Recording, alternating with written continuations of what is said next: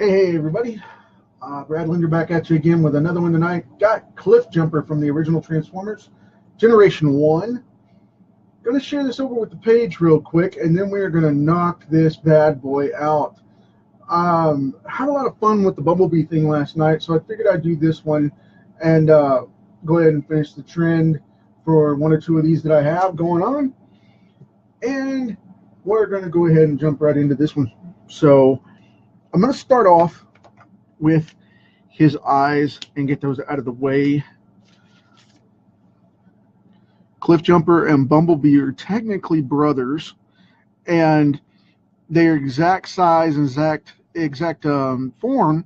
But the funny thing is that their personalities are completely different, obviously. But one of the big things was that the original release of the CliffJumper, hey Jim, the original release of the Transformers toys, CliffJumper was supposed to be an exact twin to Bumblebee, and that's the reason they have the same head archetype, and that's the reason they're the same height and build. It's because they went in different directions on the vehicles that they became when they selected that option. You know, when the computer did the test and woke them up and scanned them and made them into these vehicles and woke the Transformers up out of the mountain in the original series. That's where that came from. They were exact duplicates in the same model of robot, and they're supposed to be Centurions. Now, by that I mean they were supposed to be guards. They were supposed to be point guards, and they were frontline drones. So that's the reason CliffJumper has such a bad attitude and is so aggressive in the cartoons in the original series, and that he's all ready to scrap and fight, and Bumblebee's ready for one too, but he's a little more reserved because he friended Spike and he doesn't want to get him in trouble and whatnot. So with that said, that's why they have that. But if you look, I'll grab this real quick. If you look, they are pretty much the same robot. I mean, they have a little bit of a head difference, but you know, little tweaks and stuff because they're different vehicles. But for their namesakes, they are the same make and model. It's creepy that people don't know that. And when you look it up on the original, if you look it up on Google for the original toys, the original release, CliffJumper was still a little sports car, but he was not CliffJumper that we know. He was not the red one. He was actually yellow by Bumblebee, the same exact color, which was creepy within itself, but it happened. He was always red on the television show, but they did that to differentiate them. But the original CliffJumper toy was, in fact, yellow, just like Bumblebee. And a lot of people don't know that, but there you go. A little tidbit of trivia for you. And I was hooked on these guys when I was little, so I used to draw, when everybody was drawing Spaceman and stuff like that, I was drawing these guys. And I have probably thousands of these things in a box somewhere that I burned through. I know there's a ton of them out there that I have drawn over the years, and when people said that they drew, you know, robots and stuff, I drew Transformers. I was into the GoBots as well, and a couple other things, but when it came down to it, I was hooked. I was hooked. I mean, no hands down, doubt about it. It was the Transformers, period. That's what I was drawing. And I used to get in school, I used to get in trouble for drawing these things all the time because my friends always wanted me to draw them. And I would get busted left and right with that little issue, which made class time fun, but, you know, I got into trouble quite a bit with that. They'd always snatch my stuff away and make me wait till the end of class, and then they give it back to me. And, you know, I wasn't a bad kid. I was just bored most of the time because I was one of those that got everything done as quick as possible and as effectively as possible. And, you know, I was a super goody two shoes in school. So I was one of the geeky guys that had the A's and whatnot. until later, until I got bypassed by my teachers, and then things changed, which that was a personal matter that I won't go into and waste time on. But yeah, it was a big deal to me to be able to draw. It was my outlet, and that's where these guys came from. You know, I love doing this stuff. Let's see. I'm going to move into a super bright red here. Yeah, I think I'm going to go with the strong red because I want this to be bold, and it's going to be a little more intense than Bumblebee was because of the fact that the red is just solid. And by that I mean it's a really rich dark red. CliffJumper does not have a lot of bells and whistles. He is pretty much just there, stylized wise. He is just all over the place.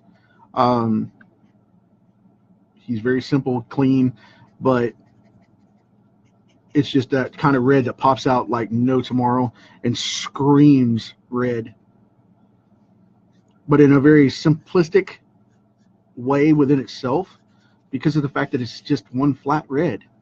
Now I will probably cheat the system a little bit here and use a more diverse maroon as a shadow effect for this character and break that mold a little bit.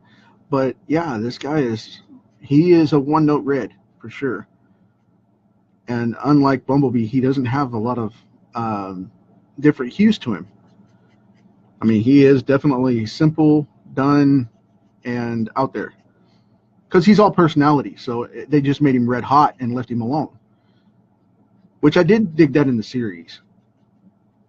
Let's see here. I think I got everything. Don't want to overshoot this because this red will bleed. This red is a very, very strong color, and it's got a lot of fluid in the pin, and it comes that way. So I have to be very cautious because it'll overhydrate the card big time. And it'll jump ship on me and start running all over the place. So if you're using Copics as an art student, definitely pay attention to your reds because they will take off on you because they're the most common colors used. Reds and yellows are notorious for running all over the place, and it's just because of the nibs will get oversaturated and they will bleed over because you can't see the ink coming off of it. Same thing with the yellow.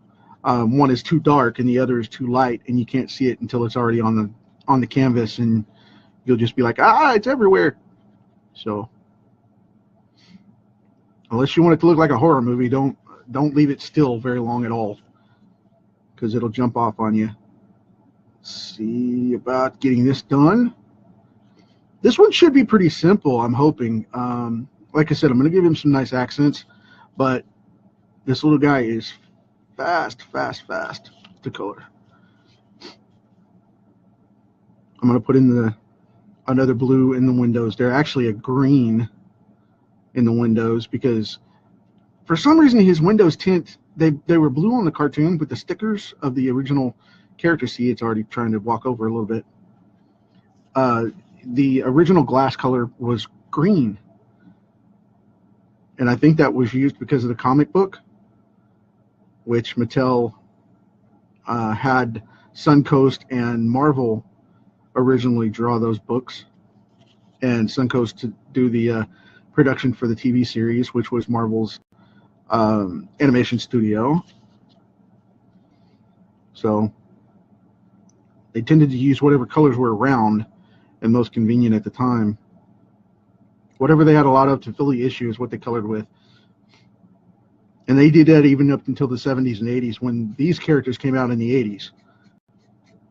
When they did those mini-series, they would do 4-issue arcs of the Transformers, and then they would do like Headmasters, and then they would do Transformers Classic, and then they would do this, that, and the other, you know, from the original UK comics. Because these were way bigger in Japan and in the UK than they were here. And that's odd to me, but it's true. It is a 100% fact. I'm going to grab a light green here, and then I'm going to touch it up with that blue. just to give it that kind of different glass look. Because like I said, in the comics, it was green, where in the cartoon, once in a while, it would be green, but mostly blue. And I'm going to go over it with the blue to make it look like a different kind of glass, which I found that very interesting as a trait for the character. So it's amazing what you can find out when you research these just a little bit. And I went into my library and pulled off a couple of my trades from the classic UK Transformers, and I wanted to see what was in there, and sure enough, the stuff was green. The glass was green. So I was like, okay, they used a different chemical, different glass. We'll stick with that. It works. Thanks, Jim. I appreciate it, man. It's from years of experience, man. That's exactly what it is. And I'm a lot faster when I'm not talking, which it's funny because, people say, well, man, you're so slow when you're doing these shows. If they know me, they're like, you're so slow when you produce this way, because they've seen me draw firsthand. And it's one of those deals where I'm a lot faster when I don't have to talk. But that wouldn't be entertaining for you guys. That would be rather boring. So, these conversations and little chats we have would be a lot less entertaining. We don't need to do that. Yeah, that works. Cool. Now, I'm going to grab a little bit more of this this dark gray here. I've got a toner. I'm going to tone this up just a little. Put a little bit under there, like that. Right underneath the eyes. Boom, done deal. And I'm going to kind of switch this off a little bit because his helmet has a little more prominent edge to it than Bumblebee's, just a little bit. He's like Bumblebee's, kind of, like I said, he's a twin to him, but the thing is, it's more of a, he's the older twin and more aggressive, so I like to make him look a little bit gruffer in style. Not to mention the fact that it makes him look more aggressive and makes him more fun. So, there we go, cool deal. Now, I'm going to put a little bit of a lip on there. I don't want to make it look like lipstick and make it look weird, but I like to put a little accent on the lip because it just brings a little more depth to it. Like that. Cool deal. Now, I'm going to put a little shadow here, but I'm not going to do too much with it because I don't want to pull it out too far. And I want it to look stiff like metal rather than washed out. So along this side here, bring that shadow up, boom, done deal. And now we'll change that angle a little bit, and I'll fill in where these shadow marks are. I can fill those in and walk that up just a little bit. And then pull it down that arm and pull it in just a little. Because like I said, I don't want to overwork it because then it'll get a soupy effect, and I don't want it to get that weird look. Leave that little bit of a highlight from underneath. Pull that out to the edge so it has a little shadow. And it's got a highlight over here. And this side's going to be blocked. Because of the big black over here, this side's going to be blocked off like that. And then we'll have a little touch and go with the gradation there for the highlight. Boom, done deal. Go down here, shadow out the hand. I'm going to leave this about halfway so we can see light coming in from both sides on the top, and then down here on the bottom side, I'm going to leave it lighter about halfway through so we can see light coming from the front edge. And then under here, where this pelvis piece is, we've got that going on, kind of angular with the shape of it. So it kind of gives it that shadow shape, like it sticks out a bit. And then we're going to block that off. Boom, done deal. And this will be towards the inside, so it'll be shadowed up. Then we're going to darken out these pieces. Just go all out with the shadow blocks like that because of the fact that everything is separated in that way. Now, like I said, right along here, I just want to leave this open, but I'm going to go right across the edge of the black there and give it a kind of a fuzzy shadow right across to where it looks a little more three-dimensional. And now I'm going to come in with this this Cayman color and darken it up. This is a form of a little bit darker red, but not a full-on maroon, because like I said, I want him to be one note and offset just a little bit, but I don't want him to get wiped out. Thank you, Jaden. I appreciate it. Jaden says he looks awesome and says, God, I miss the first generation style. Yeah, so do I. Read the comic books. The miniseries from IDW are really, really cool with that.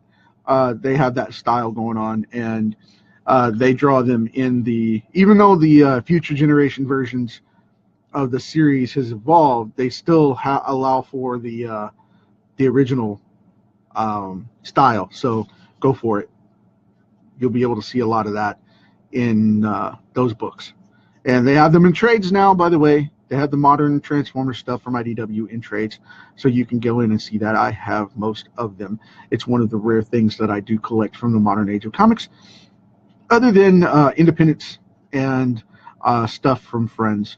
So I support the indie market and unique pieces that really dazzle my mind, but a lot of the modern stuff from Disney and Marvel, same company, then you have Warner Brothers and DC. I'm kind of picky about it. I pick up main pieces from friends that are artists. I'll pick up their books, but for the most part, I don't get a lot of that stuff anymore, and I don't pick up much from IDW either, because they're so enriched with DC properties, where they took over the licensing for anything from Green Lantern all the way out to Star Trek to whatever else they have at the moment. I mean, I'm not reading a lot from a lot of people. I try to stay current, and that's it. I'll go in and check it out, but I try not to read and purchase too much. A lot of people say that I'm boycotting the industry by doing that, and actually I'm not. It's just I'm not a fan of that stuff, you know. There's not many series that keep up with the original storylines or arcs or character archetypes anymore, so I just stay away from that stuff. I don't complain about it, I just stay away from it. But I mean, there has been a time or two like that Black Bolt thing. Man, Black Bolt 9 and 10 were freaking horrible.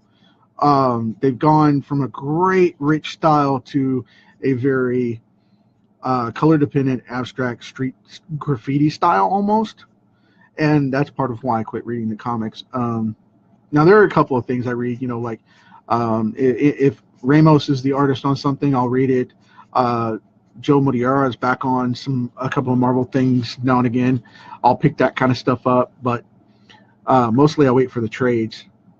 It depends on the writer and the artist. And like I said, I'm not being hypocritical or anything. It's just I don't follow that stuff. I do for the trade purposes of knowing for my podcast and stuff, but I don't collect those comics. I don't believe them, so I don't support them. Let's see what color I can grab.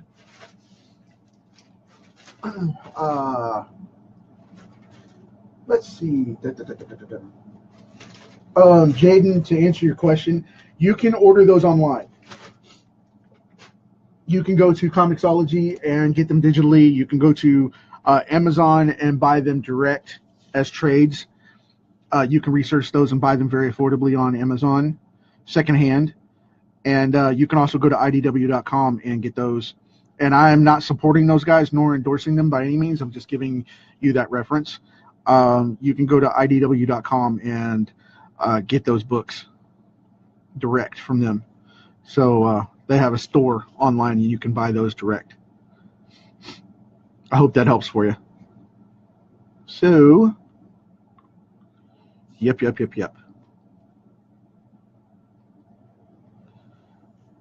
And they're pretty affordable too. They're like $15. They're pretty cheap in comparison to what the individual issues would cost you. So to get all 6 parts or 12 parts or 8 parts or whatever it is, and depending on which series it is, you would have to buy $4 or $5 a book in the periodicals. But you can get the trade for, like, I think they're anywhere from $15 to $20. So you'd be saving a lot. And with a little bit of a toning gray wash here, I'm going to go in here and put in a little shadow dink to offset this stuff right here on these shadows. And dink is a professional term, by the way. So that's a technical term. So there you go. Now we have, without one more final touch, which I am going to do. Grab the wrong one. Sorry. Okay. If you hear that rattling, that's my bag of Copics off my desk right here, where I keep the Copics that I have pulled for the day. And I had them pulled this morning for this card. So anyway, I have to shade CliffJumper's eyes. A lot of people say don't do that because it's too dark, but the thing is, I like to leave those little specks now and again running around that because of the fact that I want it to pop off and look alive. So it needs 2 hues to make it look like it's electrified, and one bright, one dark. But anyway, here we go with Bumblebee and CliffJumper together. There they are. Cool deal. Got one more for you coming up tomorrow. I have to ink it. It may or may not be tomorrow for the card itself, but I have Wheeljack right there. We're going to see about getting him in on board. So, with that said, I bid you adieu, and we're out of here. As always, folks, thank you for joining me. I appreciate it very, very much.